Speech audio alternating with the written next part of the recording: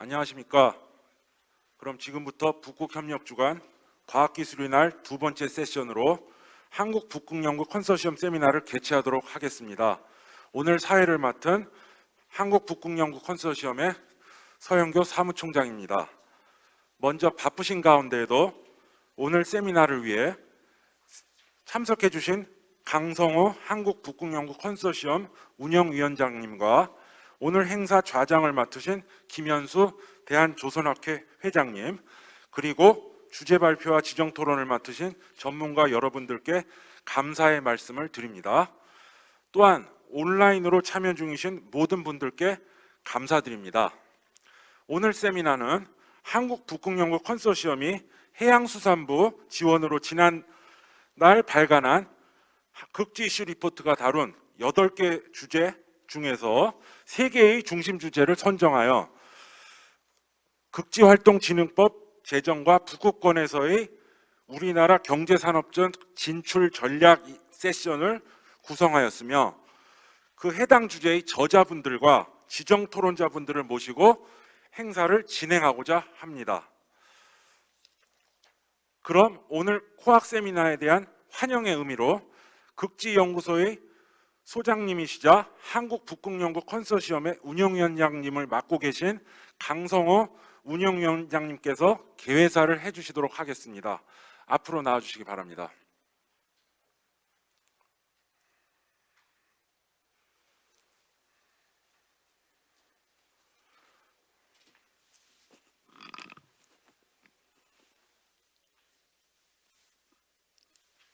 네. 안녕하십니까. 극지연구소 소장이자 한국 북극연구 컨소시엄 코아크 운영위원장을 맡고 있는 강성호입니다. 먼저 우리나라에서 북극을 주제로 하는 가장 큰 행사인 북극협력주간에서 한국 북극연구 컨소시엄이 세미나를 개최할 수 있도록 아낌없이 지원을 해주신 36개 회원기관과 관계자분들께 진심으로 감사드립니다. 특별히 오늘 이 행사가 개최되도록 지원해 주신 해양수산부 관계자분들께 감사의 말씀을 드립니다.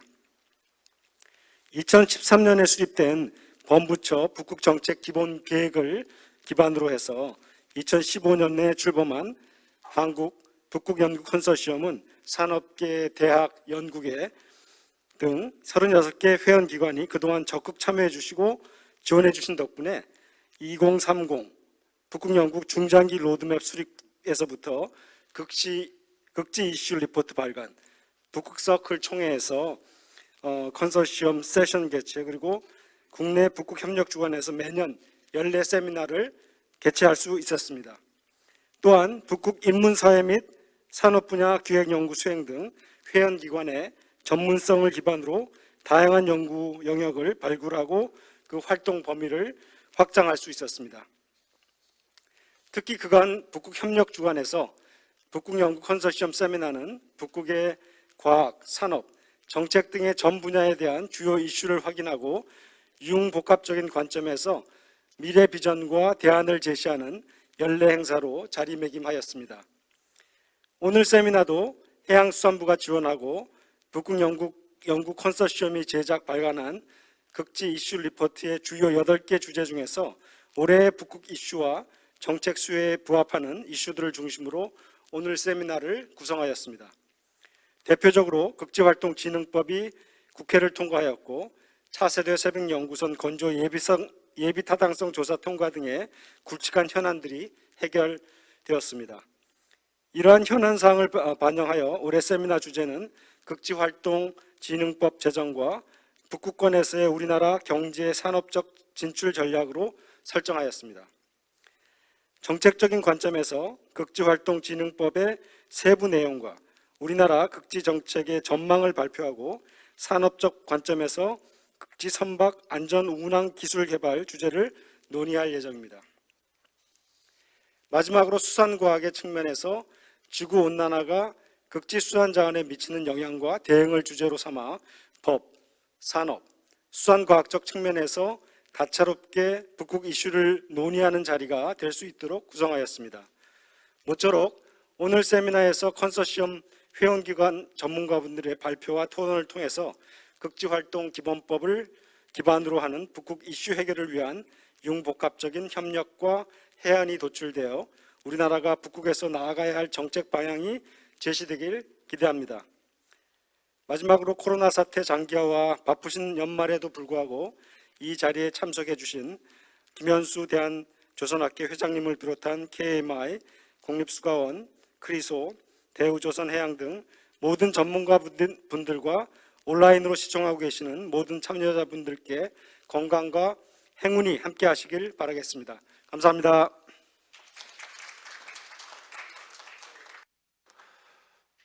네, 감사드립니다. 그럼 본격적으로 발표를 시작하도록 하겠습니다. 각 발표자분들은 원활한 행사 진행을 위해 발표 시간 20분을 정확하게 지켜주시면 감사드리겠습니다. 그럼 첫 번째로 극지활동진흥법 제정과 우리나라 극지정책의 미래라는 주제로 극지연구소 최영준 정책개발실장님께서 발표를 해주시겠습니다. 네, 시작해 주시기 바랍니다.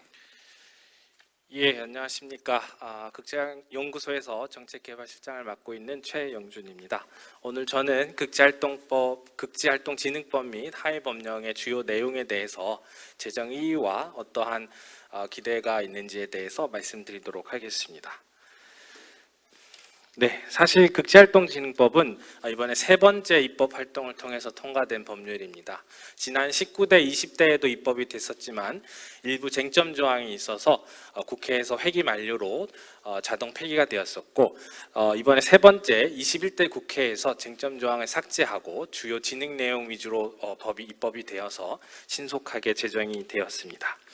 사실 19대, 20대에 대해서는 저희 서은상 부장님이나 또는 다른 박사님들께서 먼저 백업을 많이 해주셨고, 제가 지금 시기에 21대 국회에서의 입법 활동을 지원했기 때문에 본 발표를 진행하게 되었고, 21대 주요 내용에 대해서 중심으로 말씀드리도록 하겠습니다. 먼저 극지활동진흥법 제정 목적에 대해서 말씀드리겠습니다. 먼저 극지활동진흥법은 기후변화, 자원 확보 등의 극지의 전략적 가치 증가에 따라서 우리나라 전체 차원에서 정부 수준에서의 체계적 지원을 위해서 마련된 진흥법적 성격의 법률입니다. 기존의 극지와 관련해서는 남극활동진흥법 및 환경보호에 관한 법률이 있었지만 이 법은 사실은 국제조약에 따라서 국제조약 의무 수행을 위한 국내의 강제적인 의무 수행을 위한 약간의 규제법적인 성격이 있었고, 우리나라만 좀 특이하게 남극연구활동진흥 기본계획이라든지 일부 진흥 내용이 가미되어 있었고, 그에 따라서 현재 제4차 남극연구활동진흥 기본계획이 수립되는 등 남극법에 따라서는 사실은 남극에 대한 부분에 대한 계획은 수립이 되고 있었습니다. 다만 결국 놓고 보자면 북극에 대해서는 사실은 이제 법정 계획이 부재한다거나 법률적인 영향이나 근거를 확보할 수 있는 근거가 사실 없었기 때문에 극지활동진흥법으로 묶이게 되면서 북극에 대한 법적 근거 또 법정 계획을 세울 수 있는 기반을 마련하게 되었습니다. 재정 경과에 대해서 말씀드리면 제21대 국회가 개원하고 20년 12월에 정부 발의로 기존의 국회 입법과 달리 이번 극지활동진흥법이 제출이 되었습니다. 그리고 좀 신속하게 저희가 놀랄 정도로도 신속하게 진행이 돼서 3월 24일에 국회 본회의가 의결되었고 20일 국무회의 공포를 통해서 제정된 후에 현재 하위법령까지 제정해서 10월 14일부터 극지활동진흥법이 시행이 되고 있습니다. 그래서 주요 특징에 대해서 말씀을 드리면 극지활동진흥을 위한 일반법적 성격을 가지고 있는 법률로 봐주시면 되겠습니다. 그래서 목적, 이념, 연구개발, 인력 양성, 경제활동 진흥 등에 대해서 일반적이고 선언적인 조문을 사실 담고 있습니다. 그리고 또 남극활동 및 환경보호에 관한 법률이 사실 사라진 것이 아니고 남극법이 있는 상태에서 극지활동진흥법이 수립이 된 거기 때문에 남극법은 특별법으로서 남극에 대한 규제와 일부 진흥 내용을 담고 있고 극지활동진흥법이 극지에 대한 포괄적인 내용을 담고 있습니다. 그래서 극지법 제5조에 보시면 극지활동과 관련해서 다른 법률에 특별한 규정이 있는 경우를 제외하고는 이 극지법에서 정하는 바에 따른다 이렇게 규정이 되어 있고 6조 1항에는 극지활동진흥기본계획을 수립할 때에는 남극연구활동진흥법에 있는 남극활동진흥기본계획과 남극에 대해서는 연계해서 수립을 해야 된다 이렇게 법 조문으로 연계가 되어 있습니다. 그리고 또 이제 지능법적 성격이 있기 때문에 그 지능을 위해서 극지활동 진흥기본계획 수립, 통합정보 시스템 구축, 그리고 안전관리 체계 구축 등의 후속 조치와 지능을 위한 기반 체계 마련에 대한 내용을 담고 있습니다. 자, 그럼 이제부터 재정의의에 대해서 본격적으로 말씀드리겠습니다. 첫째로는 우리나라가 극지를 바라보는 관점과 접근법에 전환이 있었다고 감히 좀 말씀을 드릴 수 있겠습니다. 기존의 남극법 재정 목적을 보게 되면 남극 조약과 환경보호 의정서에 따라서 국제협력 체제의 참여와 필요사항 규정을 통해서 과학기술 발전에 기여한다고 국제법적 성격의 의무 이행과 과학 발전에 대한 기여라는 부분으로 사실 좀 제한이 있었습니다. 다만 이제 극지법 재정 목적을 보게 되면 지속 가능한 발전과 체계적인 극지 활동 진흥의 육성 지원 사항에 대한 규정을 통해서 국가 경제 발전과 국민 삶의 질 향상, 인류 공통의 문제 해결에 이바지한다는 것으로 좀 더 폭넓게 재정 목적이 제정되어 있고 기존의 과학 연구나 환경에 대한 부분뿐만 아니고 경제나 지속 가능한 개발, 우리 또 삶의 문제에 영향을 미치는 문제까지 해결한다고 보다 적극적인 관점을 제시하고 있습니다. 그래서 법률이라는 것이 국내법이긴 하지만 어쨌든 국가가 극지를 어떻게 바라보는지에 대해서 국내뿐만 아니고 만방에 공표를 한 것이기 때문에 이 점에 있어서는 극지법을 통해서 우리가 극지에 다가가는 방법과 인식에 큰 변화가 있었다고 평가해 볼 수 있겠습니다. 두 번째로는 극지활동 기반 시설 운영에 대해서 극지활동 수행의 법적 기반을 확보하게 됐다는 데 큰 의의가 있습니다. 사실 이제 정책 지원을 하면서 가장 약간 궁색했던 부분이 있는데요. 사실 외부나 또 부처에서도 극지활동이 어떤 근거를 가지고 수행을 하냐 이렇게 물었을 때 사실 답할 근거가 없었습니다. 법적 근거가 없었기 때문에 극지 연구가 왜 필요하고 기후변화와 맞물려서 어떠한 논리로 진행이 돼야 되는지에 대해서 설명을 주로 했었는데 극지법이 제정되면서 이제는 극지 활동에 대한 부분이 국제협력, 인력 양석, 연구개발, 활동 인프라 운영에 대해서도 극지법 몇 조 몇 항에 의해서 우리가 수행하고 어떻게 하고 있다 이러한 법률적 근거를 당당하게 말할 수 있게 됐습니다. 세 번째로는 앞서 잠깐 말씀드렸지만 극지 활동에 대한 법적 지원 기반이 확대됐다는 의미가 있습니다. 극지법에 따라서 이제 북극권을 포함한 법적 기반과 법정 기본계획을 수립할 수 있게 됐는데요. 기존에 13년에 북극정책 기본계획도 세웠고 18년에 북극활동진흥기본계획 그리고 이번에 2050 북극활동 전략도 수립을 했지만 사실은 법률에 근거한 것이 아니고 국무회의 의결을 통해서 발표된 정책이었습니다. 그리고 남극은 이제 계속 지금 3차까지 해서 4차까지 수립하고 있듯이 법정기본계획으로 남극연구활동진흥기본계획을 계속 지속적으로 수립을 하고 있었고요. 결국은 이제 북극이라는 빈 공간에 대해서 극지활동진흥기본계획을 통해서 법률적인 계획을 마련할 수 있게 된 것으로 평가할 수 있겠습니다. 네 번째로는 남북극을 포괄하는 세계 유일의 사례입니다.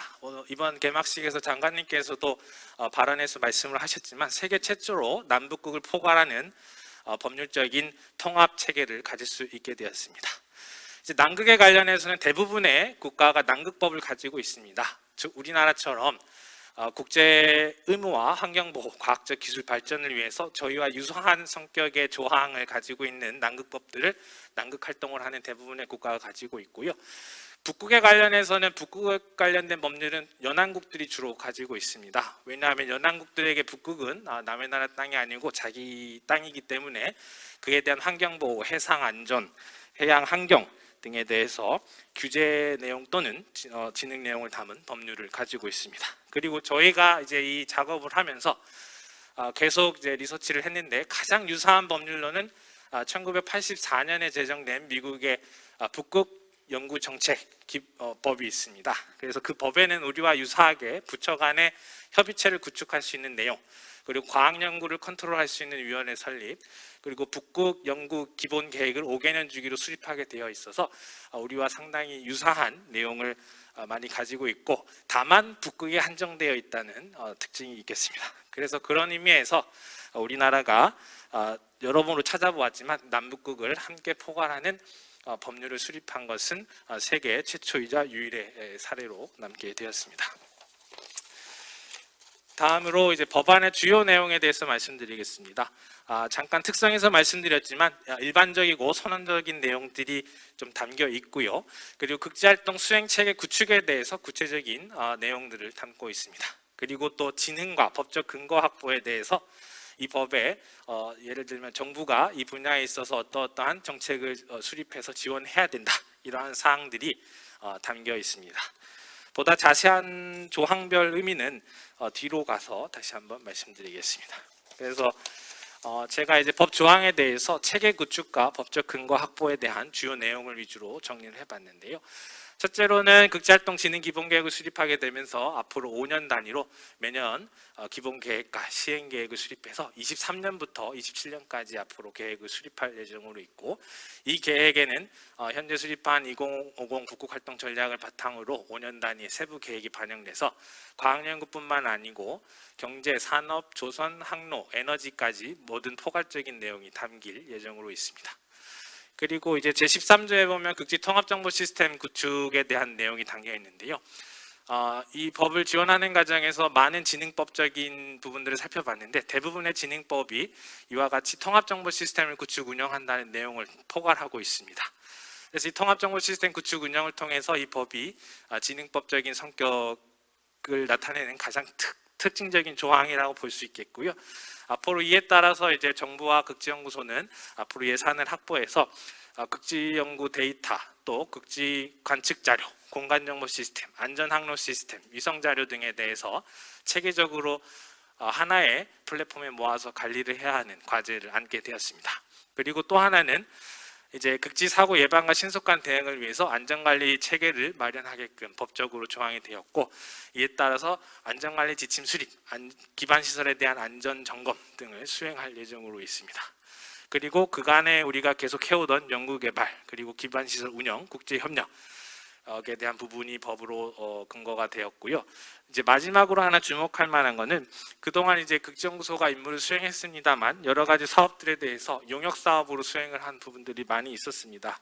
근데 이제 이 법을 통해서 이제 어떠한 기능에 대해서 어떤 기관에 업무를 위탁할 수 있는지에 대해서 명확하게 근거가 확보되었기 때문에 이런 연구를 수행하는 기관에 있어서도 앞으로는 명확한 위탁 근거를 가지고 업무를 수행할 수 있게 되었습니다. 그리고 이제 시행령과 시행규칙이 사실 법이 4월에 제정됐지만 10월에 시행되면서 6개월 동안 이제 시행령과 시행규칙의 절차를 밟게 되었고, 법에서 대통령령 또는 시행규칙으로 정한다고 한 부분에 대해서 저희가 대통령령 10개조, 해양수산부령 3개조로 시행령과 시행규칙을 마련했고 법과 동시에 21년 10월부터 시행이 되고 있습니다.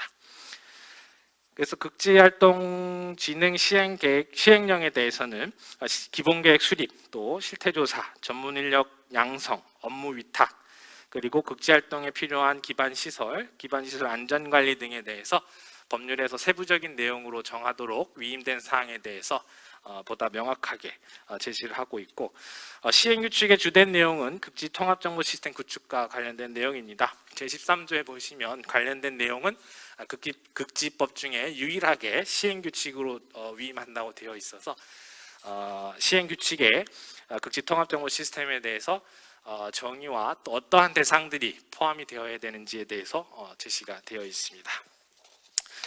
그래서 계속 이제 말씀을 드리면 이제 후속 조치를 시행을 해야 되고요. 이제 극지활동 진흥기본계획은 차년도부터 정부에서 발주를 해서 수립을 할 예정으로 있고, 통합정보 시스템도 현재 구축을 위한 예산 작업을 위해서 정부 프로세스에 따라서 정보화 전략계획 수립 등의 작업을 하고 있고, 현황 파악 등의 조사가 수행 중에 있습니다. 그리고 극지활동 기반시설 안전관리 체계 구축에 대해서도 안전관리 지침을 어떻게 세워야 되는지, 현재 안전관리가 어떻게 되고 있는지 현황 파악 등에 대해서 부처와 극지연구소가 협조해서 현재 절차를 밟고 있는 것으로 알고 있습니다. 마지막으로 이 법에 따라서 앞으로 어떻게 이제 극지 연구가 변해 나갈지에 대해서 잠깐 말씀을 드리면, 첫째로는 극지 활동에 대한 국가 차원의 공통된 인식과 수행 체계를 확보했다고 평가할 수 있겠습니다. 그래서 이제는 법적 기반을 가지게 되었고, 이 법에 따라서 수립되는 법정 기본계획에 따라서 극지를 포괄하는 극지활동 기본계획을 수립할 수 있는 정책적 기반을 가지게 되었습니다. 그리고 이 법에 따라서 보다 구체적으로 통합 정보 관리라든지 안전 관리를 할 수 있는 체계를 구축하게 되었고, 여기에 더 뜻깊게도 21년부터는 차세대 새벽 연구선이라는 첨단 연구 인프라를 확보함으로써 이 법의 수행과 목적 달성에 기여하는 첨단 인프라까지 함께 확보할 수 있는 큰 의미가 있는 해가 됐습니다. 그리고 두 번째로는 산학연 간의 유기적으로 연계된 극지활동 협력 생태계 활성화에 법이 기여할 수 있을 것으로 예상을 할 수 있습니다. 예를 들면 통합정보 시스템만 하더라도 극지연구소가 과학 데이터를 가지고 있기는 하지만 항로정보라든지 극지 기지 주변의 수로 정보, 그리고 또 위성 정보, 이런 부분에 대해서는 다양한 기관이 함께 참여해야 됩니다. 그래서 국토지리원이나 또는 해양조사원도 함께 해야 되는 부분들이 있고요.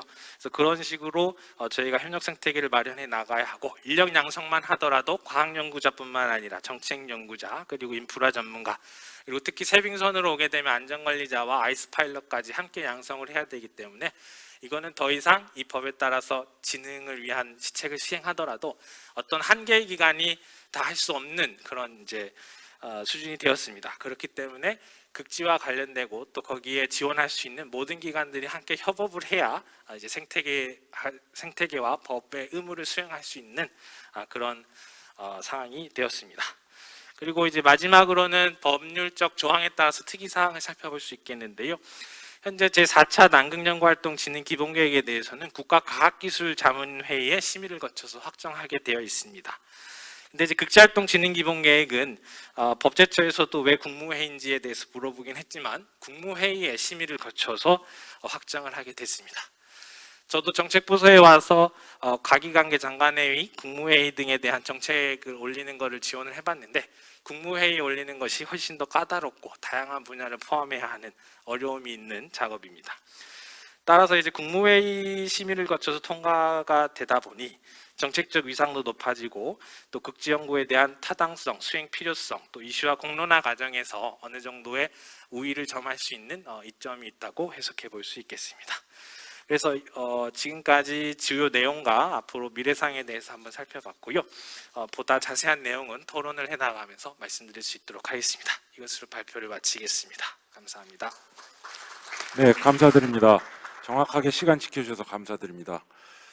극지활동진흥법 제정과 배경, 내용, 의의 그리고 미래상에 대해서 발표해 주셨습니다.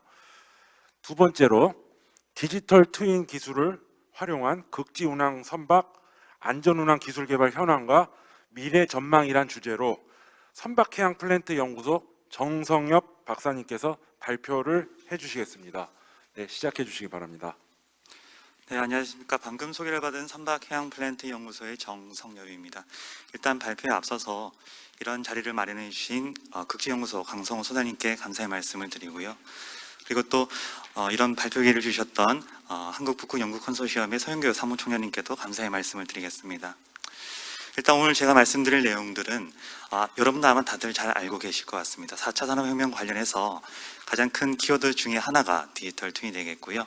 이런 디지털 트윈 기술들이 실제 극지 선박에 어떻게 적용될 수 있는지, 그리고 미래는 어떻게 전개가 될지 말씀을 좀 드리도록 하겠습니다. 일단 발표는 다음과 같은 순으로 진행을 좀 하도록 하겠습니다. 일단 디지털 트윈이라는 얘기를 좀 드리기 전에 아마 산업혁명 얘기를 먼저 좀 드려야 될 것 같습니다. 여러분들 다들 잘 알고 계시겠지만 산업혁명은 1차부터 4차까지 진행을 해오고 있는데요. 일단 1차 산업혁명은 1700년대 중반부터 발생을 했던 사건이 되겠습니다. 가장 큰 키워드는 증기기관의 등장이 되겠고요. 이런 증기기관의 등장으로 인해서 노동력이 대체되는 효과를 가져오게 되었고, 이로 인해서 생산성이 크게 향상되는 효과를 갖고 오게 되겠습니다. 그리고 그 이후에 1800년대 중반부터 2차 산업혁명이 도래를 하게 되었는데요. 2차 산업혁명의 가장 큰 키워드는 전기 에너지의 등장이 되겠습니다. 이런 전기 에너지 등장으로 해서 상품의 대중화를 가져오는 계기가 마련이 되었고요. 20세기 중반부터 3차 산업혁명의 시대로 접어들게 되었습니다. 3차 산업혁명 같은 경우에는 주로 이제 컴퓨터나 여러분들 아시다시피 인터넷의 발전으로 인해서 사람들은 정보화 시대를 살아가게 되었고요. 이제 저희는 이제 현재 4차 산업혁명 시대를 살아가고 있게 되겠습니다. 일단 4차 산업혁명 시대는 산업구조 전반에 큰 변화를 발생을 시키고 있습니다. 특히 이제 기술들 간의 지능화나 융합화를 통해서 현재 사회는 초연결화 영역으로 진입을 하고 있게 되겠는데요. 특히 그 중에서도 디지털 트윈이라는 새로운 패러다임이 등장을 하게 되었습니다. 이런 디지털 트윈이라는 것들은 실제 가상의 공간과 실제 현실을 융합하는 기술이 되겠고요. 잠깐 그림에서 보시는 것처럼 실제 환경이 아닌 가상의 공간에 디지털화가 되어 있는 모델을 구축한 다음에 실제 환경에서 모사할 수 없는 환경들을 모의나 모사 과정을 통해서 현상을 예측하고 분석하는 데 활용되는 기술이라고 보시면 될 것 같습니다. 일단 디지털 트윈 기술들 같은 경우에서는 4차 산업혁명 핵심 기술과도 각각 연계를 통해서 기술 발전이 급격하게 이루어지고 있습니다. 여러분들 다들 잘 아시는 바와 같이 4차 산업혁명의 핵심 기술은 크게 4가지로 구분을 할 수가 있게 되겠는데요. 일단 첫 번째, 물리 대상이 어떤 연결한 상태를 통해서 정보를 서로 주고받고 공유할 수 있는 사물 인터넷 기술들이 큰 축이 되겠습니다. 그 다음으로 실제 센서를 통해서 정보를 획득한 다음에 이 정보를 좀 더 유의미하게 해석하기 위한 어떤 정보 플랫폼 형태가 빅데이터가 되겠고요. 이런 빅데이터 정보를 바탕으로 해서 새로운 사회 문제를 해결하기 위한 기술들이 어떤 알고리즘화돼서 인공지능이라는 기술들이 새롭게 도입하게 되었습니다. 또한 이제 실제 현상과 어떤 그 가상의 현상들을 같이 혼합시켜서 증강현실 기술을 통해서 이런 디지털 기술들이 활발하게 전개가 되고 있게 되겠고요. 이와 함께 여러분들 아마 잘 아실 수 있을 것 같은데 실제 예전에는 중앙 집중형 저장 시스템을 갖고 있는 반면에 현재는 이제 분산형 저장 집중 기술인 블록체인 기술을 활용을 하게 되면서 실제 데이터를 활용하는 과정에서 보안성은 높이게 되겠고 데이터를 효과적으로 관리할 수 있는 기능도 향상을 시키게 되었습니다. 또한 예전에는 IT 서버 시스템을 본인이 구축을 하고 활용을 하게 되었는데요. 최근에 이제 웹 베이스 기반을 통해서 이런 클라우드 시스템을 활용을 하게 되면은 실제 이런 사용자가 서버나 스토리지가 없더라도 인터넷상에서 이런 기술들을 활용할 수 있게 되는데 아까 말씀드렸던 총 6가지 기술과 디지털 트윈 기술들이 각각 혼합이 되어서 새로운 플랫폼과 기술들을 개발하고 있게 되겠습니다. 그렇다면 이제 실제 디지털 트윈 기술들이 산업계에 어떻게 좀 활용이 되는지 말씀을 드리도록 하겠습니다. 일단 디지털 트윈 기술 같은 경우는 종래에서는 주로 이제 제조업에 많이 활용이 되고 있는데요. 지금 최근에서는 이제 현실 문제를 좀 해결하기 위해서 산업계 다양한 분야에서 활용이 되고 있습니다. 일단 뭐 도시나 교통, 물류, 에너지 분야의 전 영역에서 사용이 되고 있는데요. 이런 새로운 사회 문제를 해결하기 위해서 디지털 트윈 기술들이 새롭게 적용이 되고 있습니다. 각각의 사례를 좀 더 말씀을 드리게 되면은 실제 이제 도시 분야 같은 경우에서는 도시 계획과 관련된 사항들, 어떤 건물을 배치하는 과정에서 일조권이나 조망권을 어떻게 영향을 미칠지 판단을 할 때 디지털 트윈, 즉 스마트 시티 모델이 지금 활용이 되고 있게 되겠고요. 일단 또 교통 분야에서는 실제 교통 흐름 분석을 통해서 어떤 교통량을 제어하고 분석을 하거나 실제 사고가 발생하는 경우를 대비하기 위해서 디지털 트윈 기술들이 활용이 되고 있습니다.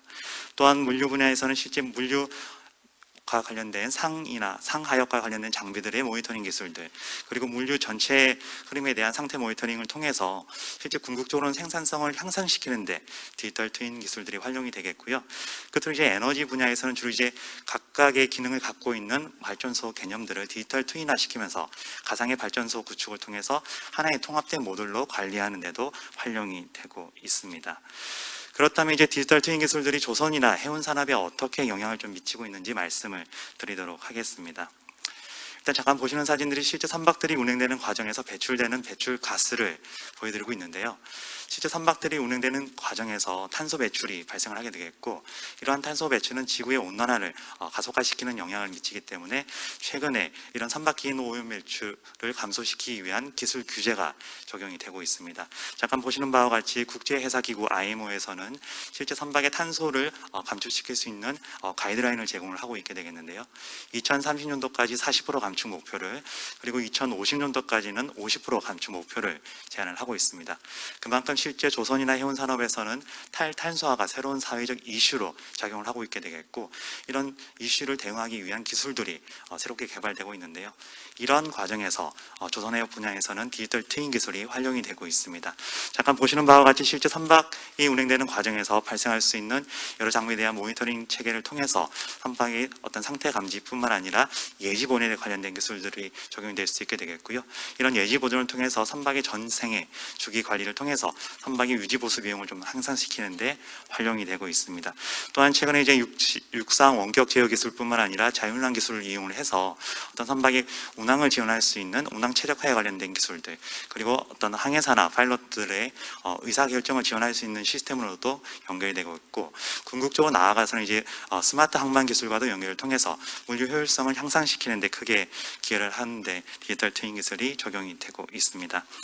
일단 국외 사례를 좀 살펴보게 되면은 주로 이제 북유럽 국가 위주로 해서 디지털 트윈 기술들이 적용이 되고 있는데요.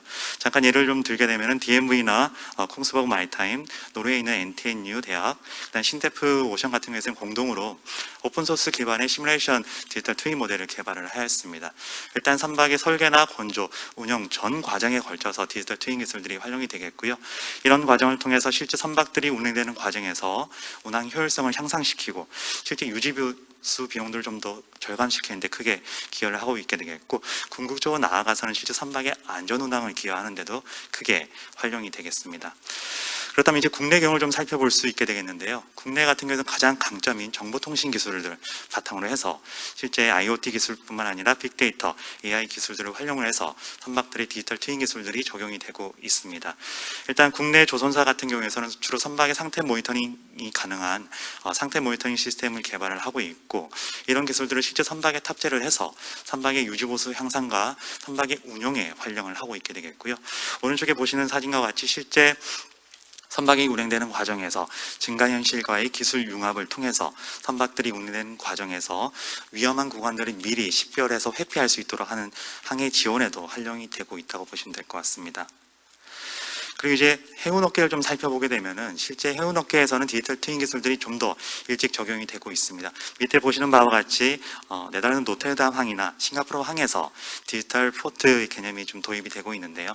물류 전 과정에 적용이 돼서 실제 어떤 암벽 스케줄링에 관련된 사항들, 실제 선박들의 벙커링 프로시저, 그다음에 선박의 접안이나 이항에 관련된 모든 계획들을 수립하는데 디지털 트윈 기술들이 활용이 되겠고, 이런 스마트 포트 개념이 새롭게 도입되면서 어떤 그 해운업계에서도 효율성을 향상시키는데 크게 디지털 트윈 기술들이 적용이 되고 있겠습니다.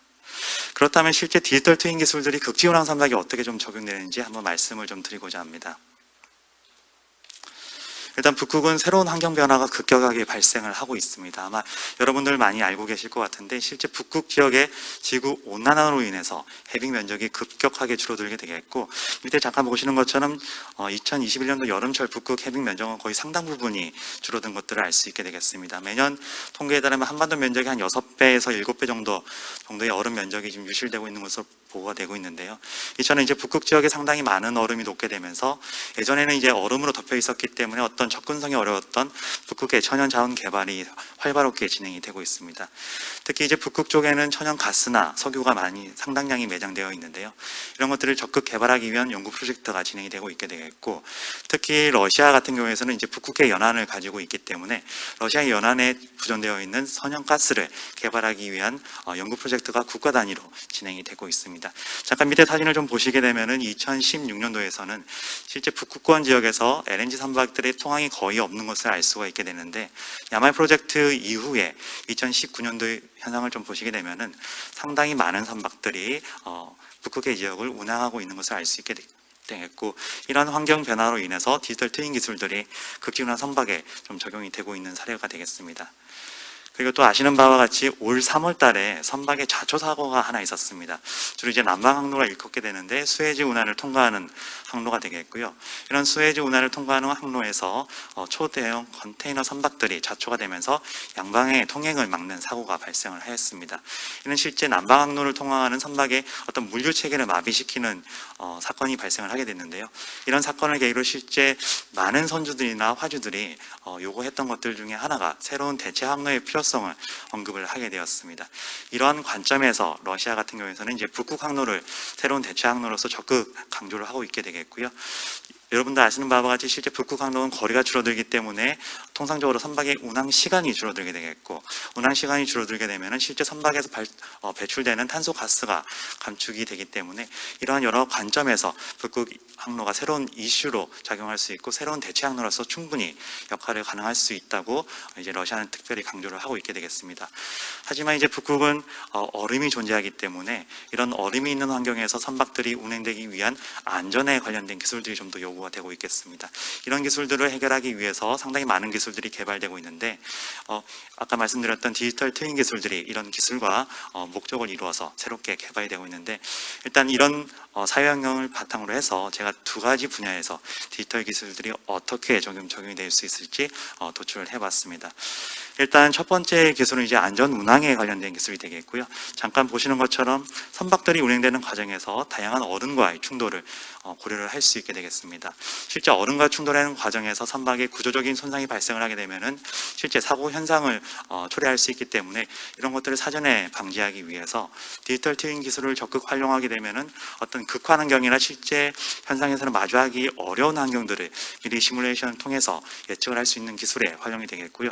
또한 또 최근에 많이 활용이 되고 있는 증강현실 기술을 활용을 하게 되면은 북극은 이제 해빙 지도라는 정보를 제공을 하고 있게 되는데 얼음의 두께나 얼음에 모여 있는 밀집도를 제공하게 되는데, 이런 정보를 이제 증강현실 기술과 융합을 통하게 된다면 선박들이 운행되는 과정에서 앞에 있는 지역의 얼음 컨디션들을 미리 파악하는 데 활용이 되겠고요.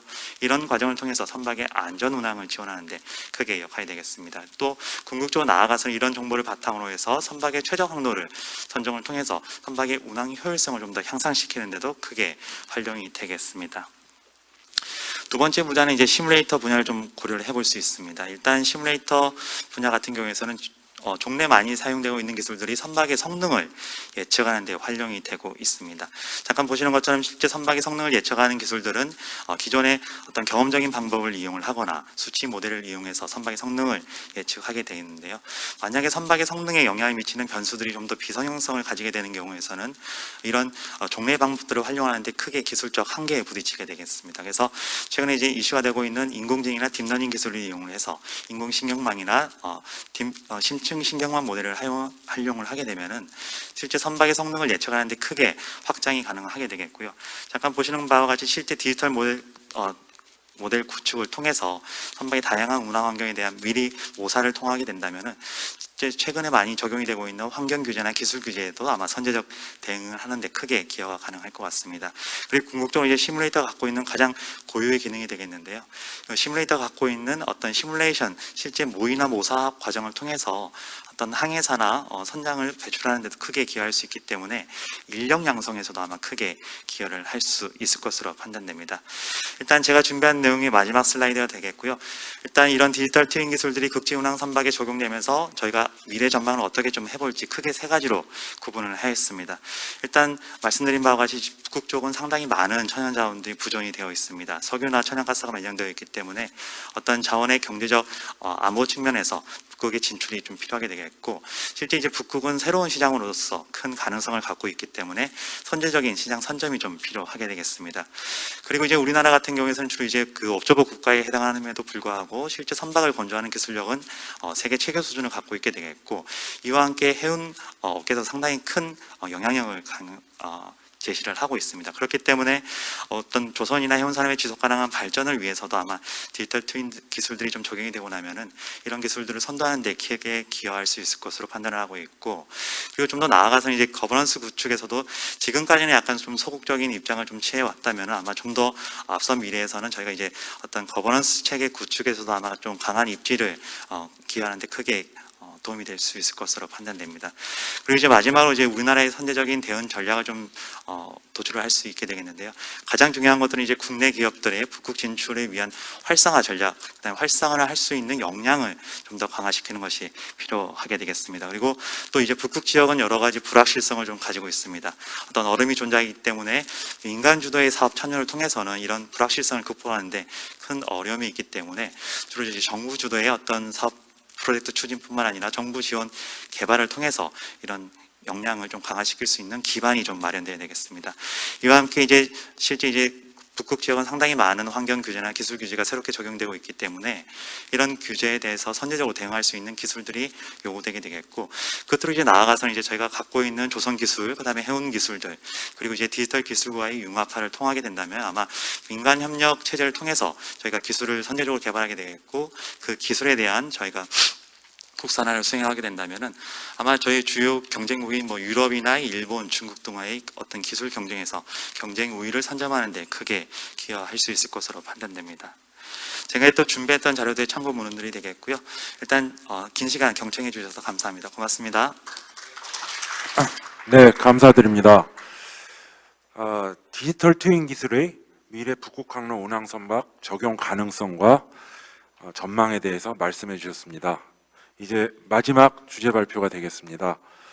지구온난화에 따른 극지수산자원 변화와 우리나라의 대책이란 주제로 국립수산과학원의 오현주 연구관님께서 발표해 주시겠습니다. 시작해 주시기 바랍니다. 네, 반갑습니다. 먼저 이 자리에 할 수 있도록 기회를 주신 분께 감사드리고요. 앞서서 법과 관련된 내용을 말씀해 주셨는데 저는 지구온난화에 따라서 어떻게 해양 생태계가 변하고 그 속에서의 수산자원 변동과 우리가 어떻게 대책을 해야 되는지에 대해서 말씀드리도록 하겠습니다. 북극은 다 알려지다시피 그 환경 변화에 중요한 역할을 하게 되고 또 지화 자원이라든지 많은 게 묻혀 있고 특히나 해빙이 됨으로 인해서 우리에게 새로운 가치로 다가오고 있습니다. 그런데 일반적으로 우리가 이용하는 데 대해서 앞서서 말씀하셨다면 저는 그 속에서 살고 있는 인간을 포함한 생물이 어떻게 살고 있는가에 대해서 말씀드릴 건데요. 북극이라 하면 우리 북극 사람과 함께 북극군과 함께 같이 유기적으로 이렇게 생태계를 구성하고 있습니다. 다음 그림을 보시면 이게 많이 보셨을 거잖아요. 먹을 게 없어서 통통해야 되는 곰이 이렇게 말라가 있는데 최근에 이거보다 더 큰 연구 결과가 보고되었죠. 이거 혹시 보셨는지 모르겠지만 북극곰이 물범을 먹지 않고 사슴을 이제 잡아먹는 게 이제 보고되었습니다. 이만큼 어떤 지구 온난화라는 게 우리 인간의 측면에 봤을 때는 새로운 항로를 개발하는 측면에서 긍정적인 게 있지만 북극곰의 입장에 봤을 때는 이렇게 생존하고도 관계되는 거라고 보여집니다. 그런데 실제 우리가 북극에 어떻게 해빙이 분포하는지 보면은 감소되고 있는 상황을 볼 수가 있고요. 특히나 전반적으로 우리가 볼 수 있는 것처럼 이제 얼음이 이제 녹아지는 것처럼 지구 온난화라는 게 우리한테 이제 급속도로 다가오고 있고 특히 그린랜드의 빙하의 감소를 보시면은 96년도, 98년도, 2007년에 엄청나게 많은 해빙이 이루어지고 있습니다. 이런 해빙을 봤을 때 인간 입장에서 봤을 때 해빙이 되니까 좋겠다고 하겠지만 실질적으로 그 속에서 일어나는 해양 생태계 측면에서 보게 되면은 해빙이 됨으로 인해서 담수가 유입되면 이렇게 변화가 많이 일어나고 있고요. 특히나 이와 여부로서 그 상위 단계에 있는 그 소비자가 감소가 일어나고 있습니다.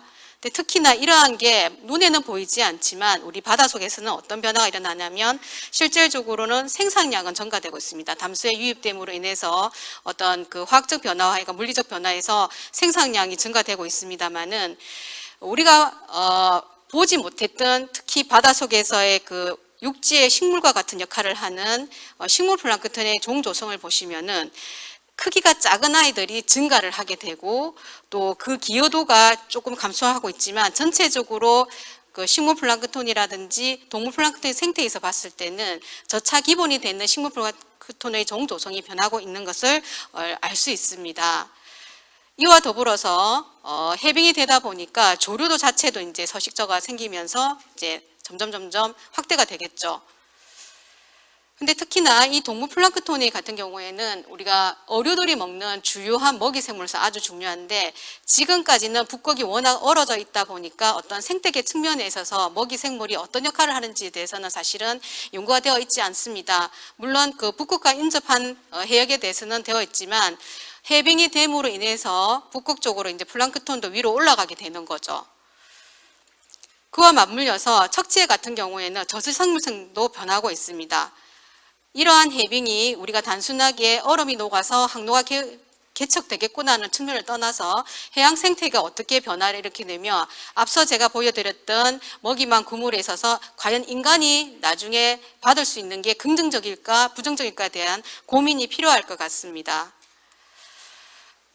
제가 그러면 살펴봤거든요. 해빙이 그러면 수산학적 측면에서 어떤 게 유리할까 보니까 해빙으로 인해 가지고 그 북극 밑에 아북극이라고 하는데 거기에 살고 있는 어류들이 이제 북상할 가능성이 크다고 연구가 되어 있습니다. 보시면 높은 거와 보통 낮은 거를 그룹핑이 되어 있는데 결국은 이 해빙이 지속되다 보면은 대서양 불불락이라든지 이제 상업종이 많이 서식처가 확대될 것으로 보입니다. 특히 대서양 붉은 볼락을 보시면은 왼쪽 보면 옅은 색이 실제 분포 지역인데 만약에 향후에 해빙으로 인한다면은 이렇게 확대가 될 것이라는 이제 연구 결과가 나와 있습니다. 남극을 보겠습니다. 지금 저희가 극지라 하면 북극과 남극을 보고 있는데 북극 같은 경우에는 이제 새롭게 우리한테 새로운 기회를 제공한다는 측면에서 이제 저희가 어떻게 생태계를 보존하면서 지속적으로 이용할까에 대해서 법도 만들어지고 또 새로운 그 세빙선을 만들어서 우리가 해야 된다는 게 있지만 남극 같은 경우에는 현재의 어떤 생태계적인 보존 측면에서 이제 많은 역할을 하고 있습니다. 보시면은 남극은 먹이망이 북극과 달리 북극은 이제 인간하고 관계되는 것이 있으면 남극은 크릴이 중심이 되어서 새롭게 다른 생물의 먹이 생물도 되지만 또 우리 인간의 입장에서 보면은 또 몸에 좋은 또 기능성 물질이 있기 때문에 또 그걸 가지고 하는 또 수산 자원적인 측면이 있습니다. 근데 이 크릴이 중심이 되어서 남극에 이제 수산 자원이 유지가 되고 있는데요. 주로 여러 가지 보시면은 뭐 펭귄이라든지 뭐 다양한 생물들이 살고 있고 특히 우리가 일식집에 가면은 이제 그 비싼 고기가 이제 메로라고 알려져 있는 남극 이빨고기라든지 이런 주요 상업 쪽이 이제 어획되고 있는 것이 남극입니다. 그런데 최근에 이제 남극 해빙이 이제 변화가 이제 급속도로 이제 이루어지고 있고요. 거기에 맞춰가지고 이제 환경적으로도 대기 온도도 상승하게 되면서 남극에 대한 것도 빙하가 녹음으로 인해서 부가적인 해양 생태계가 영향을 끼치고 있는 게 사실입니다. 이러한 영향은 앞서서 설명드렸다시피 기온이 올라감으로 해서 우리가 일반적으로 동물 플랑크톤의 먹이가 되는 식물 플랑크톤의 사이즈가 작게 되다 보니까 결국은 에너지 효율이 떨어지겠죠. 예를 들면 저같이 이제 뚱뚱한 사람은 이제 더위에 약해서 힘을 못 쓰지만 에너지가 많습니다. 그런데 저보다 반쪽인 사람은 더위를 잘 견디지만 에너지 효율이 낮는 거죠. 그러면 동물 플랑크톤 입장에서는 어느 아이를 취하느냐에 따라 가지고 에너지 효율도 달라지고 상위의 어류라든지 다른 상위 주요 상업종으로 갔을 때에도 어장의 그 어획량이라든지 생산량이 더 많은 영향을 끼칠 것 같습니다. 그런데 실질적으로 보셨을 때도 지구 온난화에 따라서 이제 그 생태계가 변동을 하게 돼 있고 또 크릴이 그러면 온도에 어떠한 성장을 보일까 했을 때 온도가 높으면 높아질수록 크릴의 성장률도 이제 감소하고 있는 거죠. 그러면 결국은 크릴을 주식으로 하고 있는 뭐 고래라든지 다른 주요 수산종이 결국은 감소를 이룰 수 있기 때문에 수산 자원학적인 측면에서 봤다면 이제 위기가 오게 된 겁니다. 실제로 보시면은 크릴과 그 살프라는 것은 이제 플랑크톤 일종인데 개체수가 변동을 하게 되고 있습니다. 전반적으로 이제 순남극 해역이 어떻게 생태계 변동하냐면 여러 가지 요인을 했을 때 좌측 그림은 실제적으로 관측했을 때도 보면 서남극 쪽에서 이제 영향을 많이 받아가지고 변동이 일어나는 거고요. 오른쪽 그림 같은 경우에는 예측을 해봤습니다. 다른 요인을 넣었을 때 어디가 많은 영향을 받는가 했을 때 역시나 서남극 해역에서 생태계가 변동한다는 것을 알 수 있었습니다. 자, 이거는 저희 이제 그 남극 조사를 하기 위해서 이제 배에서 찍은 모습이거든요. 그러면 결국은 우리 인간이 어떻게 생태계를 보존하고 또 이용할 수 있으며 지속적으로 함께 갈 수 있는가에 대한 고민이 필요할 것 같습니다. 근데 실제 우리나라에서는 세 척 정도는 남극에서 이제 운영을 하고 있지만 크릴이라든지 이빨고기를 어획을 하고 있습니다. 이게 크릴이거든요. 그냥 봤을 때는 이제 새우같이 보이는데 이 아이를 먹는 해양 생물이 있을 것이고 또 여기에서 기능성 물질을 추출해서 또 인간이 먹기도 합니다. 그럼 이 크릴이 차지하는 것은 우리가 지금은 퍼센테이지가 얼마 되지 않지만 결국 궁극적으로는 우리 남극의 생태계에 있어서는 이 크릴이 아주 중요한 위치를 차지할 것 같습니다. 남극 크릴의 주요 어장은 보시다시피 북쪽에 있고요. 어획량은 지속적으로 증가를 하고 있지만 크게 뭐 증가하지는 않고 있습니다. 남극 이빨고기입니다. 이빨고기 하면은 남극 이빨고기와 파라고니아 이빨고기가 있는데 약간 차이는 있습니다만은 옛날에는 파라고니아 이빨고기를 그렇게 치지는 않았다고 합니다. 그렇지만 수요가 많아짐으로 해서 파타고니아 이빨고기에 차지하는 게 위치가 많이 성장을 하고 있습니다. 이러한 남극 이빨고기에서 어장도 보시면은 크릴과 달리 하부 쪽에 되어 있고요. 어획량은 전체적인 변동이 없지만 우리가 고민해야 될 게 있습니다.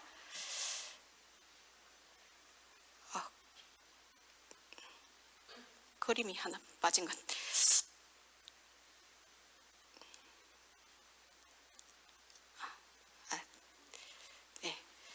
자, 북극 같은 경우에는 이미 이제 기본적으로 이제 정책이라든지 다 정리되어 있더라고요. 그런데 제가 자료를 찾아보니까 남극에 대해서는 이 그림이 상징적인 것 같습니다. 이 그림이 혹시 무엇인지 기억나신지 모르겠는데요. 이 그림은 2016년도에 해양생물자원보존위원회에서 로스해를 해양보호구역으로 지정하자는 승인을 하기 위해서 다 사인을 한 거거든요. 그렇다면 북극에 대해서는 우리가 어떤 개발적인 측면에서 우리가 진행을 해야 됐지만 남극 같은 경우에는 보존적인 성향이 강한데 이걸 어떻게 우리가 지속적으로 활용할 것인가에 대한 고민이 필요할 것 같습니다. 그게 맞춰가지고 저희가 이제 찾아보니까 앞에 이제 설명을 해주셨는데 극지활도진흥 법안을 통해서 우리나라 멀리 떨어져 있지만 북극과 남극에 있어서 우리가 어떻게 같이 협력을 해 나갈 수 있는가에 대한 이제 기반을 마련되어 있었고 이걸 토대로 해서 저희가 이제 나가야 할 방향이 있을 것 같습니다. 제가 고민을 해봤거든요. 크게 4가지 측면인 것 같습니다. 우리가 특히 북극 같은 경우에는 연안국에서 그 영유권이 강화되고 임으로 해서 우리는 그렇게 강력한 권리를 요구할 수 없는 입장이 있습니다만은 우리의 과학적 지식을 가지고 결국은 북극의 생태계를 보호하고 남극의 생태계를 보존하는 데 우리가 어떤 역할을 할 것인지에 대한 어떤 과학적인 지식을 제공하면서 어떤 협력적인 나가기가 필요할 것 같고요. 두 번째는 인프라입니다. 지금 앞서서도 이제 디지털 튜닝이라든지 방법을 해서 어떻게 선박이 안전하고 또 할 수 있는 연구를 할 수 있는가에 대한 어떤 요소 기술을 개발한다고 하지만 결국은 멀리 떨어져 있는 북극과 남극에 대해서 우리가 어떻게 잘 할 수 있는 그런 인프라를 구축하고 또한 이런 연구를 할 수 있게 대한 다양한 기관과 역할을 어떻게 할 수 있는가에 대한 게 필요할 것 같고요. 세 번째입니다. 극지 생태계는 보시다시피 지구온난화로 인해서 저차 해양 먹이망에 대해서 상당하게 변동이 일어나고 있습니다. 그걸 연구를 하기 위해서는 실질적으로 단순하게 수온이 높고 식물플랑크톤이 많다 적다가 표현이 아니고 그 안에서 일어나는 하부 먹이 단계에서 어떠한 변동이 일어나서 상위 단계인 크릴이라든지 이빨고기에 영향을 끼친 것에 대한 어떤 그런 대형 프로젝트를 발굴을 해서 실질적으로 보존을 하고 이용하기 위한 게 어느 선인가에 대한 평가가 필요할 것 같습니다. 마지막 전문 인력 양성입니다. 특히 바다라는 것은 연구하기 상당히 어렵습니다. 배를 타고 가야 되는 것도 있지만 그 안에서 이루어져야 될 항목도 엄청나게 많은 걸 알고 있습니다. 그런데 현재는 우리나라 연근에 대해서도 인력풀이 약하지만 특히 남극 북극에 대해서 하기에는 더 많은 인력이 양성이 필요할 것 같습니다. 그런데 결국은 제가 말씀드리고 싶은 것은 이러한 것을 결국 혼자 할 수 있는 게 아니고 우리 대한민국이 나서서 함께 할 수 있다 하면은 이걸 모든 것을 해결할 수 있을 것 같습니다. 감사합니다. 네, 감사드립니다. 남북국 수산자원의 기후변화에 따른 남북국 수산자원의 영향과 지속가능한 관리, 보존의 중요성에 대해서 말씀해 주셨습니다. 이어 전문가 토론의 시간을 갖도록 하겠습니다. 오늘 토론은 극지기술연구회 차기 회장님이신 김현수 대한조선학회장님께서 맡아주시겠습니다. 그리고 세 분의 토론자를 모셨습니다. 먼저 주제 순서에 따라 한국해양수산개발원의 김민수 실장님, 그리고 대우조선해양중앙연구원의 최중효 박사님, 마지막으로 해양수산개발원의 심성현 박사님께서 각각 맡아주시겠습니다. 그러면 마이크를 김현수 차장님께 넘겨드리도록 하겠습니다. 제 말씀 잘 들리시나요? 네, 감사합니다.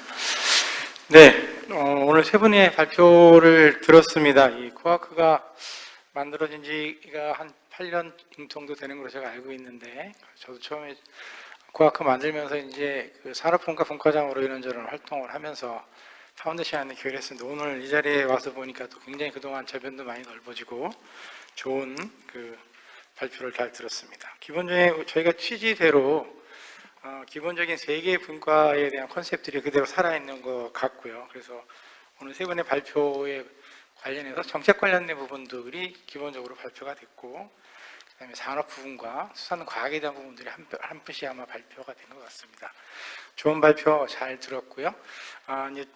저희 이제 토론 시간에는 세 분의 연사를 아까 소개드린 세 분을 모셨는데요. 그 세 분들이 뭐 지금 기존에 발표됐던 세 개의 어떤 그 발표에 대한 질의를 포함해서 추가적으로 혹시 하고 싶은 말씀이 더 있으시면 그런 것들을 좀 더 해주셔도 될 것 같고요.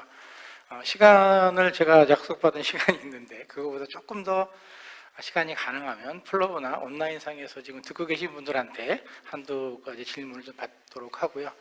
이게 가능하면은 혹시 채팅방 이런 게 가능할지 모르겠는데 질문 이런 걸 좀 남겨주시면 지금 모니터링을 요청을 드려서 일반 참여하는 분들한테도 의견을 한번 듣는 그런 시간을 갖도록 하겠습니다. 네, 먼저 우리 주제 발표해 주신 분은 이제 극기연구소의 우리 최영준 실장님께서 해주셨는데요. 극기 정책을 연구하는 우리나라의 또 대표적인 기관이 KAMI가 있습니다. 그래서 KAMI 우리 국방극지연구실의 김인수 실장님한테 먼저 마이크를 넘겨서 지정 토론과 관련된 제의를 부탁드리도록 하겠습니다. 네, 부탁드리겠습니다. 네, 방금 소개받은 한국해양수산개발원 북방극지연구실을 맡고 있는 김민수입니다. 우선 의미 있는 자리에 토론으로 불러주셔서 대단히 감사드리고요. 제가 짧지만 발제문을 좀 준비를 해왔습니다. 그래서 발제문을 중심으로 해서 좀 말씀을 드리도록 그렇게 하겠습니다. 우선 동법령이 굉장히 오랫동안 수건이었는데 올해 제정이 되었습니다. 그래서 많은 노력을 기울여 주신 해양수산부와 극지연구소에 감사 말씀 우선 드리고요. 특히 오늘 발표해 주신 최영준 실장님을 비롯해서 많은 실무 관계자 분들이 계십니다. 그래서 그분들께 특별히 또 감사 말씀드리겠습니다. 오늘은 실질적으로 법령을 제정하는 데 많은 기여를 해주신 최영준 실장님께서 오늘 발표를 통해 극지활동진흥법에 대해서 쉽게 그리고 핵심적으로 잘 설명을 해 주셨습니다. 제가 이제 전공이 좀 법입니다. 그래서 좀 말씀을 드리면 법은 두 가지 차원에서 보통 발전을 해오고 있습니다. 첫 번째는 현재 일어나는 현상이 법적인 어떤 안정성을 침해를 할 수 있기 때문에 그러니까 법의 부재로 인해서 침해를 해칠 수 있기 때문에 그것을 법적 안정성을 유지하기 위해서 사후에 제정되는 법률이 있습니다. 그래서 흔히 우리가 이름을 붙여서 무슨 법이라고 하는 게 주로 그런 부분이고요. 두 번째는 앞으로 이제 향후에 여러 사회 경제적 발전 단계에서 예상되는 법적 문제에 사전에 대응하기 위해서 법이 제정되기도 합니다. 그래서 법적 용어로 전자는 렉스 라타라고 해서 있는 법이라는 측면이 있고요. 후자는 렉스 베란다라고 해서 있어야 할 법적인 측면이 있습니다. 오늘 최영준 실장님께서 발표해 주신 이 극지활동진흥법은 이러한 측면에서 후자의 개념에 좀 가깝다고 볼 수 있습니다. 법률 제2조에서 극지활동이 극지환경의 보존과 조화 균형을 이루며 극지의 지속 가능한 발전에 부합하도록 미래지향적인 관점에서 이루어져야 한다고 규정하고 있기 때문입니다. 그래서 극지활동법은 바로 이러한 극지활동의 체계적 극지활동의 지원과 육성을 목적으로 한다고 또 1조에 규정을 하고 있고요. 그래서 후자의 법적 개념에 좀 가깝다고 볼 수 있습니다. 그래서 이러한 관점에서 최영준 실장님께서 발표해 주신 내용에 살을 좀 붙여서 의견도 드리도록 하겠습니다. 우선 그 남북국은 각자 다른 법적인 국제법적인 어떤 체계를 가지고 있습니다. 그런데 저희가 극지활동진흥법을 제정을 할 때 이런 문의들을 해주셨어요. 이미 남극활동 및 환경보호에 관한 법률도 있고 굳이 이걸 통합하는 극지활동진흥법을 제정할 필요가 있는가 이런 문제를 제기해 주신 분들이 있습니다. 실제로 우리나라가 세계 최초로 남북구 극지통합 법률을 제정을 했다면 그간 다른 국가는 별개의 법률을 계속 유지해 왔다라는 또 반증이 되는 것이거든요. 여기에 대한 개인적인 생각을 말씀드리면 어느 쪽이 더 나을지에 대해서는 정답은 없다고 생각합니다. 이는 극지를 바라보는 정책적 관점, 국가가 가진 역량과 의지, 그리고 잠재력, 국민들의 관심, 지리적 위치 등 많은 요소 등이 고려되어서 정책적으로 결정할 수 있는 그런 부분이라고 생각합니다.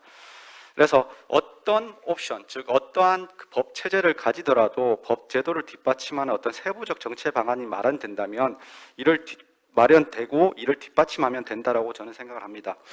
예를 들어서 하나의 기본법이 제정되었다면 시행 계획을 통해서 남북극이 가지는 특수성을 고려해서 정책적 방안을 마련해서 보완하면 되고, 남북극을 다루는 별도의 법 제도를 가졌다면 통합적으로 양 제도를 조율할 수 있는 정부의 기능을 갖추면 된다고 생각합니다.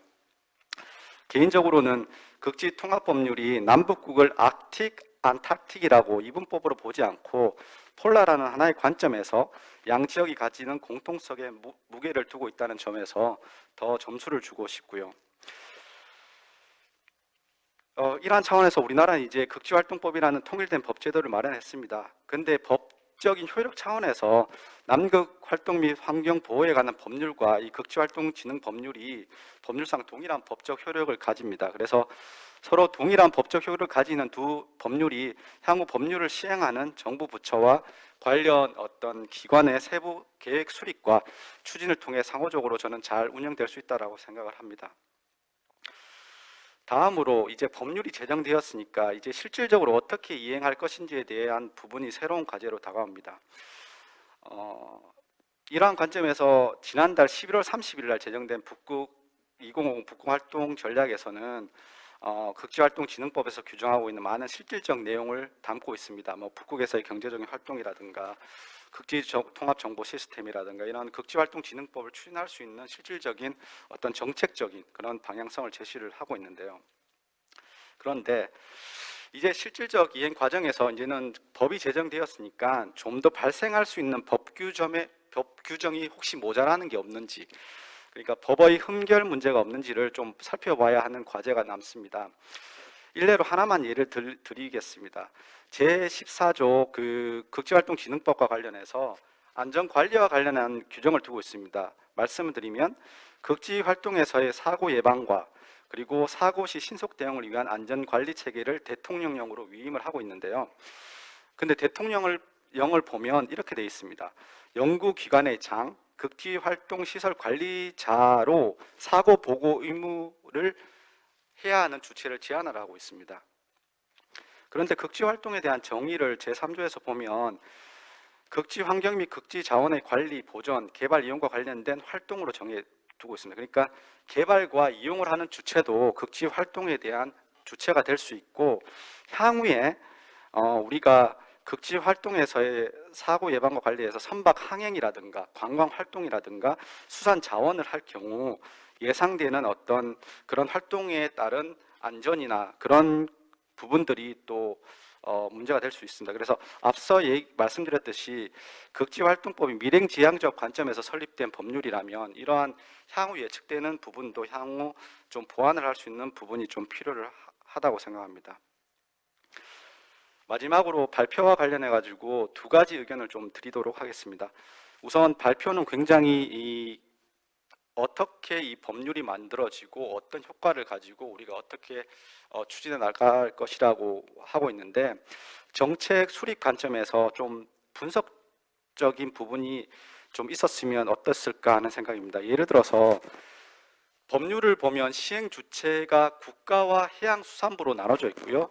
그리고 조항도 뭐뭐를 하여야 된다라고 꼭 하게끔 하는 의무 조항이 되어 있는 조항도 있고 뭐뭐 할 수 있다라고 규정된 조항도 있습니다. 예를 들어서 해양수산부가 정책 추진 주체로 되어 있는 경우 극지활동진흥법은 반드시 수립해야 되는 의무 조항인 반면에 실태조사는 실시할 수 있다라고 규정을 해서 약간 재량 규정으로 되어 있습니다.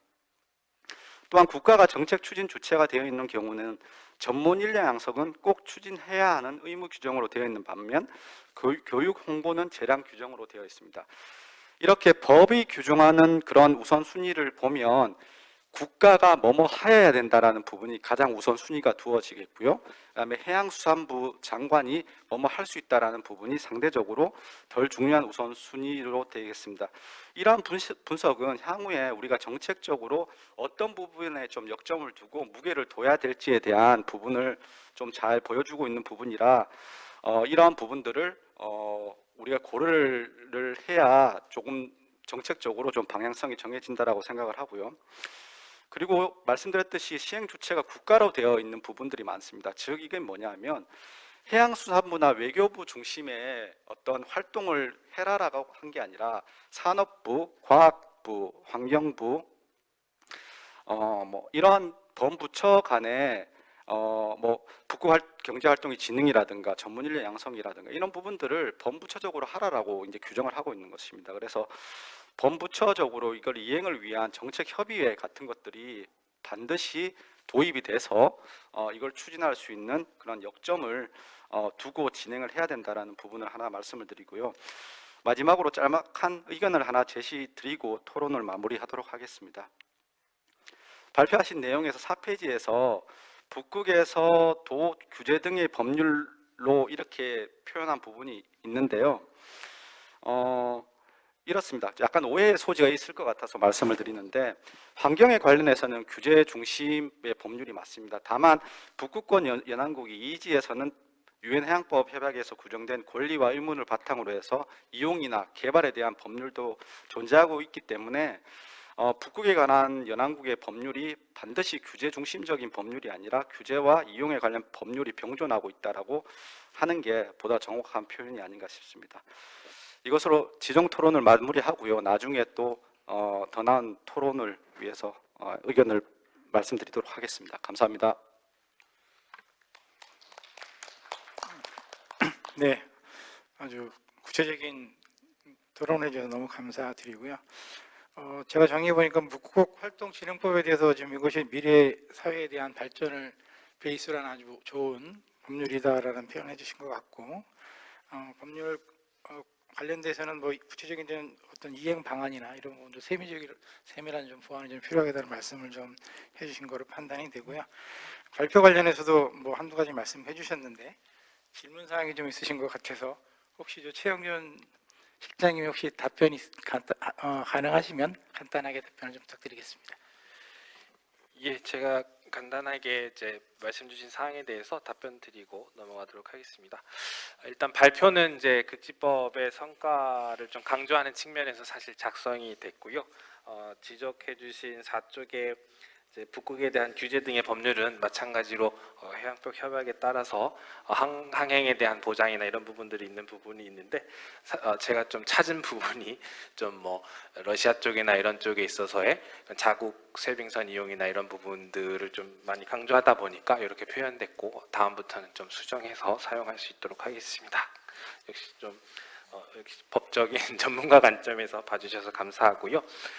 그리고 이제 사실 극지활동진흥법에 대해서 이제 좀 저도 이제 비평을 좀 하자면 사실 이제 남북극을 묶는 것이 효율적일 수도 있지만 또 남북극의 각각의 특성이 있기 때문에 다른 국가들도 다른 이제 체계를 유지한다는 점을 짚어주신 거에 대해서는 당연히 맞는 말씀이고 남극과 북극도 사실은 이제 어원 자체도 아틱이고 아틱에 반대되는 ANT를 붙여서 안탄틱이 되듯이 약간 반대에 대한 특성이 인식이 존재하는 것이 사실이고 지금 이제 당장 이제 내년부터 이제 박사님과 같이 극지활동 진흥 기본 계획을 수립을 해야 되는데 어떻게 남북극을 엮어 나가고 어떤 우산 과제를 도출할 것인가에 대해서는 굉장히 좀 고민이 되는 시점입니다. 그리고 사실 이 남북극에 대해서 묶는 부분에 대해서 특히 법률적인 연계 관계는 좀 법조문에 표현이 되어 있지만 시행령이나 이런 부분에서는 법에 대한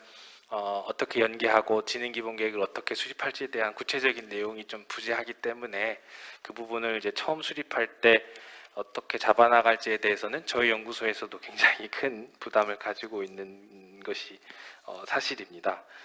그리고 또 하나 고백하자면 아까 잠깐 말씀드렸지만 법이 굉장히 빨리 통과가 됐습니다. 그래서 좀 이제 부족한 점이 있는 것이 사실이고, 주어도 국가나 해양수산부로 좀 나눠져 있고, 어떤 것은 해야 한다, 어떤 것은 할 수 있다. 그리고 이런 부분에 있어서 사실 좀 문제점이 이미 발생하고 있습니다.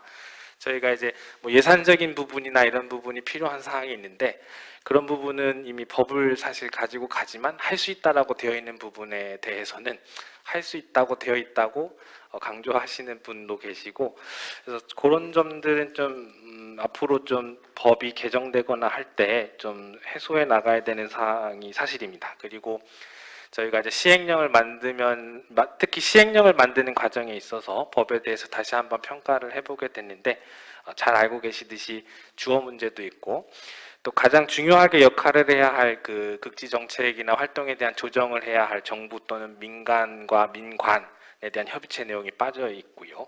그래서 이런 부분들은 앞으로 계속 개정 소요가 있을 때마다 대응해 나갈 수 있도록 저희가 이제 준비를 해야 되고, 저희 연구소에서도 관련돼서 좀 연구를 진행해서 미리 좀 이슈를 짚어볼 수 있도록 하려고 합니다. 다만 이제 해야 한다와 할 수 있다에 대한 차이는 좀 이제 시행령을 제정하는 과정에서도 좀 논란이 있었는데요. 논란까지는 아니지만 또 이제 시행령 제정하는 데 있어서 각종 평가들을 또 시행을 합니다. 그래서 통계, 성별, 뭐 또 규제 영향 평가 이런 것들을 하는데, 또 요즘은 정부에서 그 뭐 해야 한다라는 의무를 부과하는 법률을 제정하는 것을 최소화하고 있습니다. 그래서 그런 부분에서 예를 들면 안전관리 지침을 제정해야 한다 이렇게 하면 이것들이 정부에서는 규제로 평가될 수 있다는 법제처적인 관점의 분석도 있었고요. 그런 부분들은 이제 저희가 하나씩 정리해 나가서 대응할 수 있도록 하겠습니다. 오늘 좀 전문가적인 관점에서 사실 제가 제시하지 않은 부분들을 면밀히 짚어주셔서 감사합니다. 네, 뭐 좋은 뭐 질의 토의 너무 감사합니다. 뭐 살짝 그 우리 저 극지 연구소에 있는 우리 서은상 정책 본부장님께서 찬조를 좀 부탁을 하셔서 제가 긴급하게 짧게 좀 한 말씀 부탁드릴까요? 네. 예, 아까 그 질문해 주신 죄송합니다. 질문해 주신 내용 중에 그 실태조사 관련된 부분은 아마 1900이 아니죠. 2018년대로 기억을 하고 있습니다. 그때 당시에 그 국회 서른 의원이 뭐 여러 개 법안에 있어서 어떤 실태조사 조항을 넣어달라는 요청, 그 개정 요청이 있었고, 그때 이제 상당히 여러 개 법률이 기존 법률이 개정이 됐는데요. 그때 개정된 것 중에 하나도 남극연구활동진흥 남극연구활동 및 환경보호에 관한 법률도 그때 같이 개정이 됐었습니다. 그때 동시에 실태조사는 거의 대부분 이제 할 수 있다가 되었고, 특히 다른 건 몰라도 극지 관련된 실태조사는 뭐 그 코로나 상황이라든가 아니면 뭐 악천후라든가 여러 가지 환경 때문에 이게 해야 한다라고 잘못 넣었다가는 또 그걸 의무를 이행하지 못하는 상황이 생길 수 있기 때문에 할 수 있다로 들어가는 게 맞다고 생각을 합니다. 네. 변론을 하러 나오셨던 것 같아. 네, 좌우지간 뭐 코로나 상황에서 그런 것들이 법적인 부분들이 유권 해석이나 이런 것들이 가능한 부분임에도 불구하고 나름대로 이기유가 있다는 생각을 하고요. 2021 북극협력주간에 사실은 정책이라는 큰 세션이 있습니다. 그래서 그쪽에 계신 분들하고 오늘 주제 발표하신 분하고 그 다음에 집중 토론해 주신 분 포함해서 양대 기관들이 좀 더 좋은 모습으로 전격적인 방향을 잘 제시해 주시면 다른 기관들도 거기와 같이 보조를 맞춰서 좀 좋은 발전의 모습이 되지 않을까 이런 생각을 하고 있습니다. 이제 두 번째 이제 산업분과로 넘어가서요. 이제 디지털 트윈에 관련해서 우리 그래서 정성혁 박사님이 어지런저런 화두를 많이 던져주셨고요.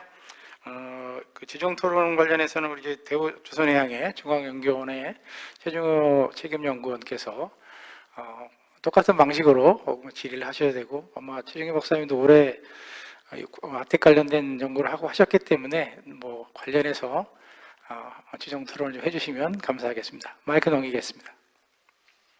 예, 안녕하세요. 대우조선해양의 최중호입니다. 잘 들리시나요? 예, 굉장히 좋은 자리 초청해 주셨는데, 제가 본의 아니게 지난 주말에 그 자녀가 자가격리 통보를 받아서 이 가족들도 단체 행사 있는 곳에는 참석하지 않는 게 좋겠다고 보건소에서 그래서요. 뭐 본의 아니게 참석치를 못했습니다. 저도 오랜만에 북극 연구하시는 분들 많이 뵙고 싶었는데 예, 양해의 말씀 부탁드립니다. 화면으로 제 얼굴이 나니까 더 뚱뚱해 보이는 것 같아서 좀 죄송스러운데요. 정선엽 박사님이 디지털 트윈 기술의 극지선박 적용에 대해서 좋은 말씀 주셨고요. 약간 조금만 더 첨을 드리자면 보통 조선소에서 이제 디지털 트윈 기술을 적용한 선박들을 그냥 통칭해서 이제 스마트십이라는 표현을 쓰고요.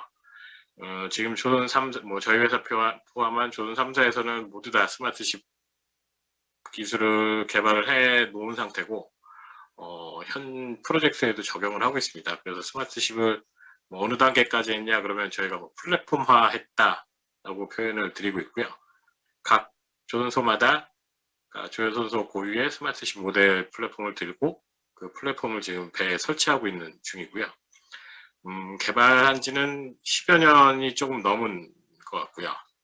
10여 년 동안 왜 이렇게 조용했냐 라고 들도 하실 수 있는데, 이게 사실은 실제 배에 설치되고 있기 때문에 이 영업 뭐 회사로서는 영업 기밀 중에 하나인 항목이고요. 어떤 것들을 스마트화 했냐, 그러니까 디지털 트윈화 했냐, 이런 것들이 경쟁력이기 때문에 사실은 많은 것들이 알려져 있지는 않습니다.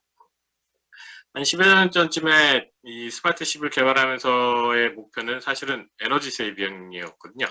연료를 아끼겠다. 그러니까 그러니까 배가 바다에서 가는 추진 효율을 1% 내지 뭐 7% 정도 아끼면서 연료는 뭐 10% 가까이 아낄 수 있는 이런 항로를 제공하거나 아니면 이런 운항 지침을 만들어내거나 이런 것들을 자동화해서 이제 배에 이 선장에게 선택할 수 있는 권리를 주겠다, 뭐 이런 식으로 개발이 되다가, 이때는 사실은 이건 하나 할까 말까 선택을 해달라는 옵션이었고요. 몇 년 전부터 이제 대기오염 물질 규제가 시작되면서 뭐 낙스니, 싹스니, CO2니 이런 거에 대한 물질 양에 대한 규제들이 이제 발효가 되기 시작하면서, 지금은 이 스마트십 기술이 이제 에너지 세이빙에서 시작해서 대기 오염 물질을 컨트롤할 수 있는 것으로 좀 디벨롭이 조금 더 됐고요.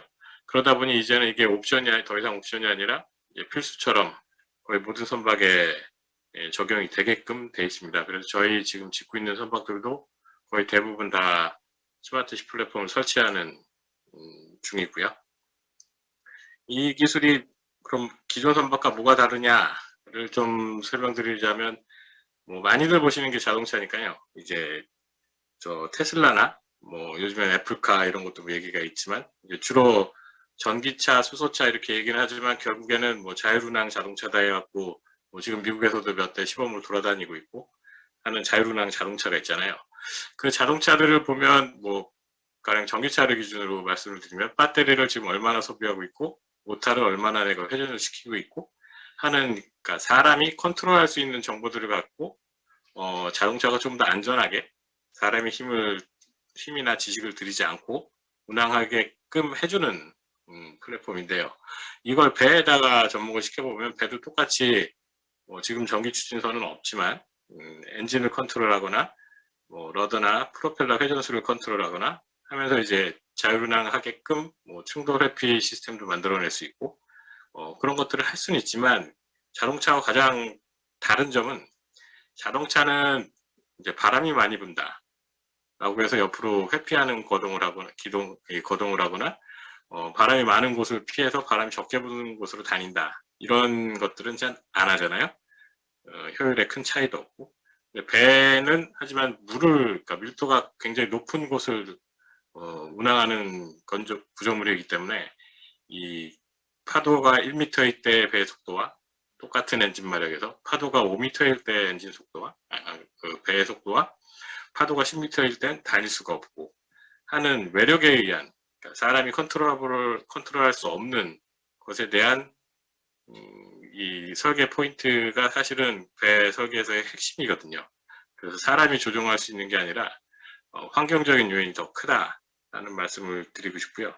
그 환경적인 요인 때문에 이제 자율운항 선박이다라고 하는 것들의 개발의 이제 핵심 화두가 리스크 회피입니다. 그래서 뭐 충돌을 회피하거나 파도를 회피하거나 뭐 지금 정은 박사님께서 말씀하신 얼음을 회피하거나 하는 식으로 밖에 외력들을 어떻게 컨트롤하게 만들어낼까라는 것이 핵심이고요.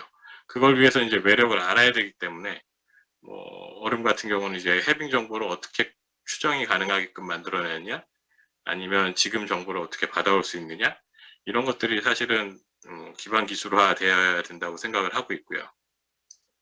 또 다른 배나 자동차나 비행기랑 약간 다른 것들은, 배는 실제로 운전하면서 민첩하게 모든 걸 뭘 피하거나 할 수 있는 것들이 아니라 굉장히 많은 예측들을 해내야 무슨 물건을 피할 수 있거든요. 가령 뭐 지금 다니는 한 300m급 되는 LNG들은 무슨 이렇게 오는 물건을 회피하기 위해선 최소한 20km 전에서 회피 고동을 시작을 해야 실제로 충돌하지 않고 회피할 수 있거든요. 그런 민첩성이 굉장히 떨어지기 때문에 이 충돌하는 물질에 대한 예측을 해내는 것들이 중요하고요. 그럼 더욱더 이제 외력에 대한 공부들이 더 많이 필요하다는 것이 요즘의 트렌드고요. 그래서 저희 쪽에서 요즘 많이 신경 쓰는 부분들은 이 외력들을 어떻게 잘 추정해낼 수 있을까에 대한 부분들을 많이 신경 쓰고 있습니다. 예, 그 정도 첨언 드리고 싶고요. 정상혁 박사님께서 이제 두 가지 꼭지로 말씀을 주셨는데, 제가 알기로는 이 두 가지 꼭지가 뭐 과제화를 오래 하려다가 잘 진행이 안 된 것으로 알고 있거든요. 이 두 가지 꼭지의 과제들을 뭐 크리소 자체 내부적으로 하고 할 계획이 있으신 건지, 아니면 하고 계시는지, 아니면 또 다른 큰 과제로 만들어서 할 계획이 있으신지, 이 과제 개발 계획에 대해서 좀 알고 싶습니다. 예, 이상입니다. 네, 어려운 상황에서 집에서까지 이렇게 참여해 주셔서 너무 감사드리고요. 정말 디지털에 대한 제대로 사례를 보는 것 같습니다. 정성혁 박사님이 디지털 트윈에 대한 얘기들 많이 해주셨고, 우리 최중희 박사님께서 지금 스마트십이라는 화두로 조선 3사에서 이미 10년 전부터 플랫폼이 개발이 됐다, 이런 얘기를 해주셨고요. 에너지 세이빙 디바이스 시작해서 자율망 선박까지 지금 나오고 있는 여러 가지 화두를 얘기해 주신 것 같습니다. 기본적으로 지금 우리가 여기서 얘기하고 있는 것 중에 대부분은 그 지구의 온난화 이런 얘기를 하지만 기후 위기라는 표현들을 많이 쓰고 있고요. 그런 걸 극복하기 위한 것들이 지금 친환경 쪽으로 많이 가고 있습니다. 그래서 친환경과 디지털라이제이션이라는 큰 허대에서 사실은 조선이나 다른 여러 가지 회원도 그렇고 과학 하시는 분들도 거기서 벗어나기는 쉽지 않은데, 그런 거에 대한 것들을 좀 짚어주신 것 같습니다. 우리 정세훈 박사님한테 질문을 하신 것 같은데 답변을 좀 부탁드릴까요? 네, 일단 최중희 박사님 온라인으로 뵙게 돼서 상당히 반갑고요. 일단 질문을 하나 주셨는데, 이제 저희가 준비를 했던 내용들이 어떻게 좀 진행이 되고 있는지 아마 그거를 좀 물어보신 것 같습니다. 뭐 아시겠지만 실제 일반 해역을 운항한 선박들 같은 경우에서는 상당히 많은 정부 과제도 진행이 되고 있고, 실제 뭐 기간 고유 사업으로도 개발이 좀 진행이 되고 있습니다. 하지만 이제 극지 해역을 운항하는 경우에서는 좀 상당히 다른 일반 해역과는 다른 환경 조건을 갖고 있기 때문에 기존에 이제 일반 해역에 적용되는 기술들을 그대로 극지 해역에 적용하는 데는 좀 한계가 있다는 것들은 대부분 전문가들은 다 동의하고 계신 것들이 되겠고요. 이런 한계성이 좀 차이가 있기 때문에 이런 것들을 좀 극복할 수 있는 기술들이 이제 좀 신규 과제로 좀 준비를 하고 있는데, 최근에 이제 극지 운항 선박에 관련된 아까 말씀드렸던 안전운항 지원 체계 시스템 개발이나 어떤 시뮬레이터 개발 과제들은 저희가 계속 부처 과제로 좀 발전하기 위해서 지금 저희가 진행을 하고 있는 것들이 되겠고, 또한 최근에 이제 차세대 세빙 연구선 건조 사업이 이제 확정이 됐는데, 거기에 한 꼭지로 선박의 상태 모니터링을 할 수 있는 기술 개발들이 또 함께 진행될 계획이 되겠습니다. 잠깐 말씀을 해주신 것처럼 실제 선박들이 운행되는 과정에서 발생하는 환경 안전 등 상당히 많은 요소들이 작용을 하게 되겠는데, 가장 중요한 요소들이 실제 얼음과의 충돌에 의해서 발생하는 힘, 즉 빙하중이나 빙유기에 의한 진동이나 소음 특성들이 되겠고, 이런 것들을 모니터링할 수 있는 기술들은 아직까지 뭐 국내 조선소도 상당히 많은 기술력을 갖고는 있지만, 아직 국가 공공의 기술로 확대를 시키기 위해서는 아마 기술 개발이 좀 더 필요할 것으로 생각을 하고 있습니다. 그런 관점에서 차세대 세빙연구선 건조 사업에 앞서서 어떤 선행 기반 기술 과제의 형태로 정부 부처 과제로 좀 진행을 하려고 계획을 잡고 있게 되겠고요. 또한 이제 기관 고유 사업, 크리소 고유 사업의 형태로서 계속 북극해를 운항하는 선박들의 상태를 모니터링할 수 있고 선박에 작용하는 외력을 추정할 수 있는 실선 계측 연구를 수행을 하고 있습니다. 2010년도부터 세빙연구소 나라원에 탑승을 해서 저희가 매년 북극이나 남극해를 운행하는 과정에서 어떤 다양한 환경 조건에서 선박이 작용하는 외력들을 계측을 하게 되겠고요.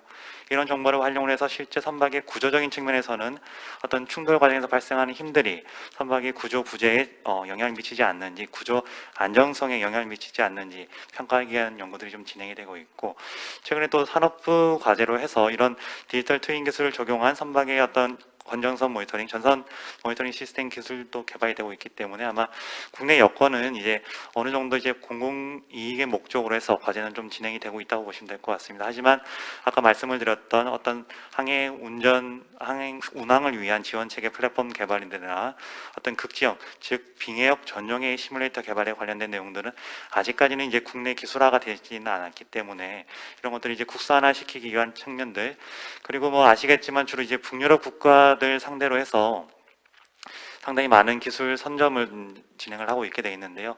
이런 이제 저희는 이제 극지역을 신시장으로 좀 보고 있기 때문에 콜드러시, 즉 뭐 패권 경쟁 입장에서 이런 경쟁에 좀 선제적으로 좀 진출을 하고 저희가 경쟁 우위를 선점하기 위해서는 아마 이런 국내 과제 형태를 통해서 아마 기술이 개발되고 나면은 아마 이런 여건들을 좀 마련하는데 아마 크게 도움이 될 수 있을 것 같습니다. 네, 고맙습니다. 네, 뭐 답변이 충분히 된 거라고 판단을 하고요. 오늘 여기 들어와 계신 분들이 산업 쪽에 계신 분들이 이렇게 많지 않기 때문에 제가 좀 한 가지 추가해서 말씀드리면, 자율운항 선박과 관련해서는 산업부하고 해수부에서 공동 부처 사업을 해서 지금 개발이 진행이 되고 있고요. 정부 예산이 한 1,600억 이상 수여가 돼서 관련 기술들, 그 다음에 법 제도적인 부분들, 이런 부분까지 개발이 되고 있다는 말씀을 정보를 추가해서 드리고 싶습니다. 두 분 격조 있고 품위 있고 높은 수준의 토론 보여주셔서 너무 감사드립니다. 마지막으로 과학 분야에 대한 우리 발표를 우리 오윤주 해양수산연구관께서 발표를 해주셨는데, 지정 토론으로 하신 분이 우리 심성현 전문연구원이신데 같은 연구본부에 근무하시는 거로 맞으신가요? 아니요, 죄송합니다. 다른 기관에 계신데. 네, 주제 발표에 대해서 뭐 추가적인 의견이나 혹은 질의사항 포함해서 의견 주시길 부탁드리겠습니다. 네, 안녕하세요. 한국해양수산개발원 수산연구본부 심성현이라고 합니다. 우선 북극 연구에 관련한 뜻깊은 자리에 초청해 주셔서 감사합니다. 그리고 주제 발표해 주신 오연주 연구관님의 발표 잘 들었습니다. 우선 지구 온난화에 따라서 빙하가 녹으면서 서식하고 있는 생물에게는 그게 위기가 될 수 있다고 오연주 연구관님께서 말씀해 주셨는데, 저는 수산업적인 부분 그리고 어업적인 부분에서 보면 이러한 해빙은 북극해라는 새로운 어장을 개발할 수 있는 새로운 또 다른 기회라고 생각합니다. 하지만 이 새로운 어장을 개발하기 위해서는 그 해역에 서식하고 있는 수산 자원이라든지 그 수산 자원이 얼마나 상업적으로 가치가 있는지 이러한 것들도 살펴봐야 되기 때문에 단기적으로는 이러한 어장을 개척하는 데 힘들다고 볼 수 있다고 생각합니다. 그래서 이러한 어장을 개척하기 위한 관점에서 보면 제가 생각하는 방법으로는 일단 연안국이 포함되어 있기 때문에 이들과의 관계를 좀 협력을 증진시킨다든지 그리고 우리가 수산자원 관련 연구 분야에서 우리가 기여할 수 있는 부분을 강화해서 이러한 것들을 설명하면서 우리가 북극해에서 어장에 진출할 수 있는 방안을 마련했으면 좋겠다고 생각합니다. 그리고 이러한 수산 자원에 있어서는 지구 온난화에 따라서 수산 자원이 어떻게 변화하고 있는지에 대한 모니터링도 중요하다고 생각됩니다. 그래서 북극해에서 해빙에 따라서 어느 정도 수산 자원의 변화가 있는지, 이러한 수산 자원 변화에 따라서 그들의 서식이 어떻게 변화하고 있고 먹이 생물이라든지 산란장이라든지 이렇게 어떻게 변화하고 있는지에 대한 연구도 상당히 중요하다고 생각됩니다. 그리고 최근에 2021년 6월에 중앙북극해 공해산 비규제업 방지 협정이 이제 발효된 것으로 알고 있는데, 이에 따르면 이제 연안국 5개국과 비연안국, 우리나라를 포함한 비연안국 5개국이 참여하여서 이 협정에 따라서 그 북극해에 있는 공해에서도 연구를 시행할 수 있는 것으로 알고 있습니다. 그리고 향후에 이러한 지역에 지역수산기구가 설립된다면 어업 또한 가능하게 한다는 것으로 알고 있습니다. 그래서 이에 대한 대비와 이들 연안국가의 공동연구 프로그램을 잘 마련했으면 좋겠습니다. 그리고 마지막으로 오연주 연구관님께 질문드리고 싶은 거는 일단 북극해에 대해서 수산자원이 굉장히 중요하다고 볼 수 있는데, 우리나라 수산자원에 대한 평가와 관리를 하고 있는 국립수산과학원이 북극해 수산자원 관리와 이런 데 있어서 기여할 수 있는 부분과 그 방안이 무엇인지 대해서 궁금합니다. 이상으로 토론을 마치도록 하겠습니다. 네, 심상현 전문연구위원님, 죄송합니다. 제가 KMI에 계신 줄 모르고 갑자기 토론자가 바뀌는 바람에. 네, 어장 개발에 필요해서 관련 국가 협력 많이 하자는 말씀 해주셨고요. 수산자원 모니터링이라는 얘기가 또 나왔습니다. 그래서 기후 변화에 대해서 어떤 수산자원에 대한 모니터링을 할 건 이런 얘기를 해주셔서 것 같고요. 공동연구 프로젝트는 두 분이 주제 발표하신 분과 지금 토론하신 분이 똑같은 얘기 해주신 것 같습니다. 우리 오연주 연구관님께서 질문 드린 내용에서 답변을 좀 부탁드릴까요? 네, 말씀 감사합니다. 토론자님께서 말씀하신 것처럼 북극에서 수산 자원도 아주 중요하고, 특히 북극은 현재로 저희가 알기로는 어떤 전반적인 해양 생태계에 대해서 조사가 되어 있지 않습니다. 그렇기 때문에 지금은 남극 같은 경우에는 실질적으로 이제 많은 조사가 이루어지고, 특히 주요 상업적인 크릴이라든지 이빨고기에 대해서도 이제 저희가 연구를 하고 있고, 또 특히 쿼터를 받아가지고 조업을 하는 그런 상황이 있습니다. 그렇기 때문에 지금까지 우리 국립수산과학원이 이제 다른 파트에서 이제 연구를 하시는데, 그쪽에서는 협력을 통해서 유기적으로 조사를 하고 또 쿼터 확보를 위해서 노력을 하고 있거든요. 그걸 토대 노하우를 가지고 북극에도 이제 만약에 한다면은 그런 게 국제적인 협력의 스킨십이 중요하기 때문에 그걸 토대로 해서 북극에서도 우리가 원활하게 어떤 새로운 신어장이 개청되고 할 때 저희들이 열심히 할 수 있을 것 같습니다. 이상입니다. 네. 예정된 시간이 이제 거의 다 끝나가고 있는데, 제가 자장 시작하면서 말씀드린 것처럼 시간을 조금 남아 있어서요. 플로우에 계신 분들이나 혹은 온라인에서 어느 분이 좀 모니터링을 하고 계신지 모르겠는데, 나왔던 질문들 중에서 있으면 좀 없으신가요? 플로우에서 혹시 보완적인 추가적인 질문이나 토의가 있으시면